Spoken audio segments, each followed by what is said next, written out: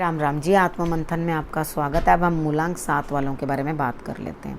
Spread आपको क्या कह रहा है? अच्छा कहता है तो आगे बढ़ जाओ, नेगेटिव कहता है तो मैं हूँ ना, आपको मोटिवेट कर रही हूँ, आपको समझा रही हूँ, आपको बता रही हूँ आपको करना क्या है, किस तरह से मित्र शत्रुओं को हैंडल करना है और किस तरह से आपने उपाय करने हैं और किस तरह से आपने अमल करना है। जो गुरु मंत्र है, ठीक है, गुरु मंत्र भी बताती हूँ आपने करना क्या, बस मुझे फॉलो कर लो, जैसा मैं समझाती हूँ बस वैसे करते जाओ और उसके बाद आगे बढ़ो। अब हम बात कर लेते हैं संडे की। संडे वाले दिन मुझे ऐसा लगता है कि आप कहीं ना कहीं कुछ ना कुछ अचीव करने के लिए लगातार बढ़ रहे हो और वो अचीवमेंट पैसे की नहीं है, यहाँ पे स्पिरिचुअलिटी है, ठीक है, अंदर के जागरूकता की, अंदर जागरण हो रहा है, अंदर की मतलब आत्मा का जागरण जो है वो हो रहा है, ठीक है। यहाँ उस चीज़ के ऊपर आप काम करते हुए दिखाई देते हो, बिजनेस नहीं। और हो सकता है कि आपको कुछ ना कुछ चीज़ सामने आए जिससे आपको चीज़ें समझ में आएँ।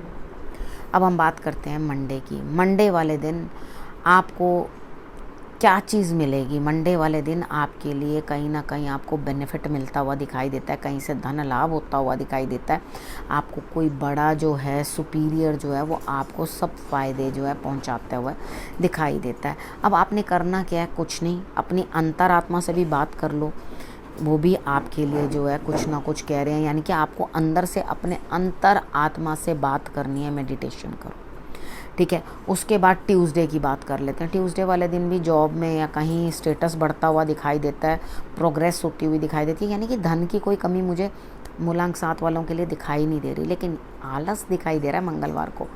ट्यूसडे वाले दिन आपको इस तरह से लग रहा है भैया कोई आए वो मेरा काम कर जाए, जिसका मन करता है वो ऐसा कर ले वैसा कर ले, काम मेरा करके चला जाए और मुझे कुछ नहीं करना पड़े, यानी कि आपको कुछ नहीं करना, ठीक है। जब कोई बुलाएगा तो कर लेंगे, अभी तो मैं रेस्ट करूं, जब कोई बोलेगा तो मैं काम कर लूँगी या कर लूँगा, अभी तो मैं आराम करूं, यानी कि चल रहा है काम और मुझे कोई चिंता नहीं है।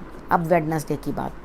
वेडनेसडे वाले दिन मुझे ऐसा लगता है कि कुछ ना कुछ कोई ना कोई आपके लिए भाई हो सकता है, आपका कोई और हो सकता है जो आपके लिए काम इस तरह का बड़े भाई तुल्य हो सकता है जो आपके लिए कुछ ना कुछ करे, ठीक है। लेकिन फिर भी आप क्या करोगे? चीज़ों को कंपेयर करोगे कि भाई ऐसा होता तो ऐसा होता, वैसा होता तो वैसा होता।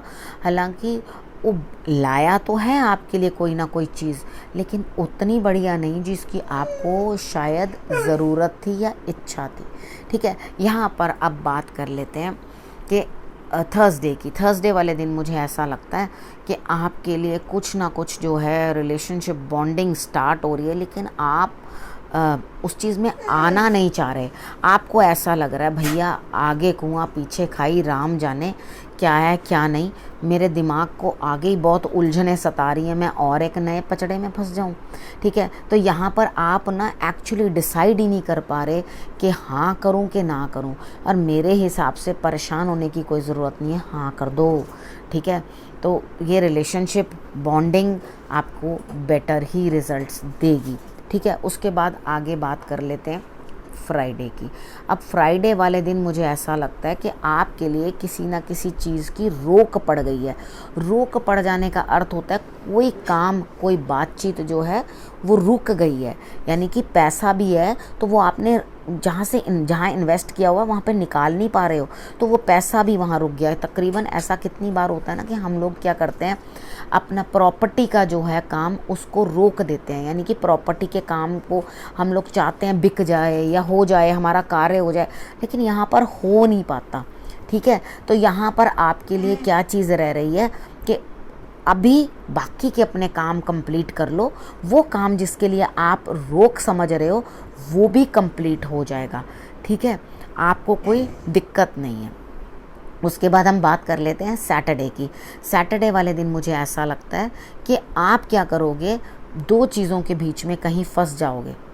ये दो अचीवमेंट्स भी हो सकती हैं भाई, कि ये ले लूँ कि वो ले लूँ, इन्वेस्टमेंट भी हो सकती है, ठीक है। उसके बाद कहीं रिलेशनशिप भी हो सकता है कि मैं यहाँ जाऊँ, पैर रखूँ कि वहाँ जाऊँ। कितनी बार होता है कि बच्चे बड़े कंफ्यूज हो जाते हैं कि हाँ अगर हम रिलेशनशिप भी कहीं बनाना है तो हम इधर करें या उधर करें। तो यहाँ कंफ्यूजन यही है कि आप एक ही तरफ करो, और जहाँ आपका मन आपको गाइड करता है उधर ही करो।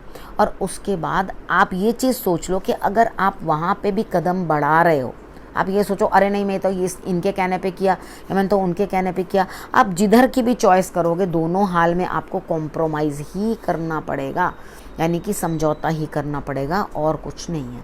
तो चाहे आप इस करवट बैठ लो या उस करवट, यानी कि जैसे आपको कुछ लाभ जो है, लक्ष्मी तो प्राप्त हो रही है नो डाउट, आपको लाभ भी प्राप्त हो रहा है नो डाउट, ठीक है। यहाँ पे बस आप कॉम्प्रोमाइज़ कर लेना चीज़ों के साथ, तो आपके लिए रिजल्ट्स बेटर रहेंगे। अब गुरु मंत्र की बारी, ठीक है। अब यहाँ पर एक्चुअली क्या है कि आप अभी सोच विचार में ही हो, कुछ भी आपके लिए अभी निर्धारित नहीं हो गया कि हाँ नहीं जी नहीं, यहीं पे आपने रिश्ता करना है, यहीं पे आपने शादी करनी है, या यहीं पर आपने एक बिज़नेस करना है, ठीक है। XYZ जिस भी आप फील्ड में हो, समझो आप स्टूडेंट भी हो तो आप नया कुछ ऑप्ट करने वाले हो, तो वो भी ऐसा भी नहीं है कि हाँ जी हाँ बस मैंने यही करना है, मैं इसी में ही टिकूँगा, इसी में ही रहना है।